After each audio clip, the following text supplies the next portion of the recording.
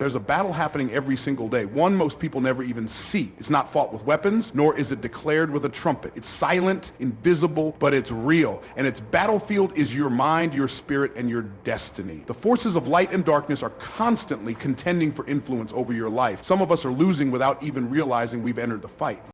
You see, darkness doesn't always knock at your door in loud, obvious ways. It creeps in quietly through people, habits, distractions, and energy that is misaligned with your purpose. Witches, in the symbolic sense, aren't just people casting spells in the forest. They can be anything or anyone that intentionally manipulates energy, emotions, or environments to steal your focus, your joy, your peace.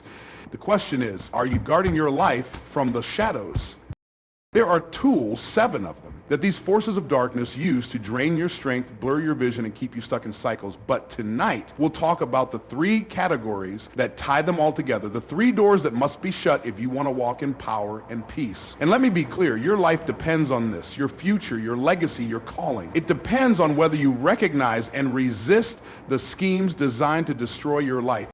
The first weapon darkness uses is deception, specifically emotional manipulation disguised as love or loyalty. Think about it. Some of the most damaging influences in your life wear friendly faces. Not everyone who says they're for you is really for you. Some people are strategically placed to drain you. Drain your time, your energy, your confidence, your calling. They plant seeds of doubt, whisper lies that sound like encouragement, and subtly keep you small so you never outgrow the cage they've built around you. Darkness often shows up in the form of relationships that feel familiar, comforting even, but they keep you compromised. These people weaponize your kindness. They guilt you into silence. They make you question your worth, your voice, your instincts. And while you're stuck overanalyzing yourself, they keep pulling the strings. That's not love. That's a leash. And until you recognize manipulation for what it is, a spiritual trap, you'll keep inviting destruction into your own home and calling it a guest. You've got to ask yourself, who drains me more than they fill me? Who keeps me stuck in shame, fear, or confusion every time I let them close? Who always shows up with a smile but leaves me with sorrow? If you want to protect your light, you have to separate from the darkness, even when it looks familiar. You cannot rise while staying chained to what's dragging you down. Cutting ties with emotional manipulation isn't cruel, it's survival. It's spiritual warfare, and it's necessary if you want to walk in truth and power. The second way darkness infiltrates is through distraction, disguised as entertainment, trends, and false urgencies. In our world, attention is currency. Whoever controls your attention controls your future. And witches, real or symbolic, understand that if they can destroy you, they'll distract you. Social media, toxic comparison, addictive habits, fake emergencies, endless scrolling, shiny opportunities that are really just spiritual traps. Every moment you spend consumed with things that don't grow you is a moment stolen from your destiny. Think about how much time is wasted watching other people live their lives while you delay your own. Think about the mental energy lost obsessing over opinions, likes, and validation from people who don't even know your purpose. Darkness doesn't always roar. Sometimes it just numbs. It keeps you so busy with things that don't matter that you forget what does. And the more distracted you are, the easier it is to manipulate you into fear, into apathy, into mediocrity. The only antidote to distraction is discipline. You must train your mind to focus, to say no, to unplug, to prioritize what feeds your soul over what flatters your ego. You weren't created to scroll through life. You were created to shape it. But you cannot build anything meaningful if your energy is constantly being pulled in 100 directions. Protect your focus like your future depends on it, because it does. And the third tactic, the one that creeps in the quietest but poisons the deepest, is agreement. Darkness gains access when you start to believe the lies it whispers. When you start to agree with fear. When you accept limitation as your identity. When you adopt the idea that struggle is your destiny. Words have power. Thoughts have power. And the moment you say, "This is just who I am," in response to brokenness, you give it permission to stay. Witches don't always need to curse you directly. They just need you to curse yourself through doubt, through bitterness, through unforgiveness, through the words you repeat until they become reality. You say, "I'm always broke," and you live it. You say, "I'm not good enough," and you act like it. You say, "I'll never be free," and your mind obeys. The most dangerous darkness is not the one around you, it's the one you agree with inside you. You have to start breaking agreements with things that don't belong to you. That anxiety, that's not yours. That shame, return it. That fear of failure, that voice that says, "Why bother?" that is not your voice. Stop making covenants with defeat. Start making declarations of victory. Speak life. Speak vision. Speak truth. Because every time you declare who you really are, worthy, chosen, powerful, you sever ties with the darkness trying to disguise itself as your identity. You want to change your life? Break the agreements you made in moments of pain. Rewrite the narrative. Refuse to let a dark chapter become your entire story. This isn't just motivation, it's warfare. Because once you recognize how darkness works, you realize it's not mystical, it's strategic. It wears many faces. It uses whatever it can. People, media, emotions, thoughts, to keep you away from the truth of who you are and the light you were meant to carry. But here's the part they can't stop. Your awakening. Once you become aware, you become powerful. And once you become powerful, the game changes. So guard your relationships, guard your attention, guard your words. You are not weak, you are not broken, you are not stuck. You are just surrounded by too much noise, too much manipulation, and too many false agreements. It's time to rise. You were never meant to blend in with the darkness. You were created to break it. Let today be the day you stop allowing silent spells to steal your strength. Let today be the day you choose clarity over confusion, purpose over distraction, truth over lies. Because the moment you take your power back, the darkness loses its grip forever. You've already taken the first step, the most powerful step, awareness. Awareness is the sword that cuts through deception. It is the light that breaks the spell. But awareness alone isn't enough. Now comes the part that separates the dreamers from the warriors, the discipline to live differently. Every day you wake up standing at a crossroads. One path is easy. It requires nothing of you, no growth, no courage, no integrity. It asks you to stay comfortable, to keep the peace, even when the peace is built on silence and self-betrayal. The other path, the one less traveled, is the one that demands you remember who you are. It demands you protect your light with everything you've got. It demands you be vigilant about what you allow into your space, your spirit, and your story. Let's take this deeper.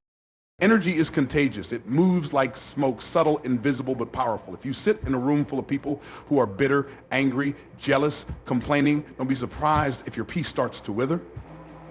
Don't be surprised if your motivation fades and your focus scatters. Darkness doesn't always have to confront you. Sometimes it just has to surround you. This is why your environment must reflect your future, not your past. What are you listening to? Who are you spending your time with? What kind of conversations fill your ears and your heart? Every interaction is a seed, and if you keep planting seeds of fear, gossip, comparison, and negativity, don't be shocked when the harvest is despair. Build an environment that supports your light. Choose to be around people who remind you of your power, not your pain. Choose content that builds your vision, not just your appetite for drama. Choose silence over noise. Choose presence over distraction. When you control your environment, you take back the power that was being siphoned by chaos. And this doesn't just apply to the physical world. Your digital world matters too. The voices you follow, the timelines you scroll, the messages you repeat to yourself when no one is watching. Your phone isn't just a device, it's a doorway. You can either use it to flood your spirit with doubt or with discipline. You can either allow it to feed your fears or fuel your faith. The choice is always yours. Now let's talk about the weapon of alignment. This is the secret most people miss. You don't attract what you want. You attract what you are. If you want to repel the darkness, you must first stop resonating with it. If your heart is full of resentment, don't be surprised if you keep attracting drama. If your mind is cluttered with doubt, don't be surprised if opportunity hides from you. Darkness clings to confusion. Clarity is your shield. Alignment means your words, your actions, your values, and your energy are all moving in the same direction. No more saying you want peace while choosing chaos. No more saying you want healing while clinging to the wound. No more saying you want greatness while settling for mediocrity.